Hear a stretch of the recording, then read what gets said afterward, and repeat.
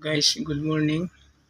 Diri na punta sa atong adlaw-adlaw nga gimbaton. So, nagbuhat og trusses para sa atong bago nga building. Murag mini gym man ni. No. So,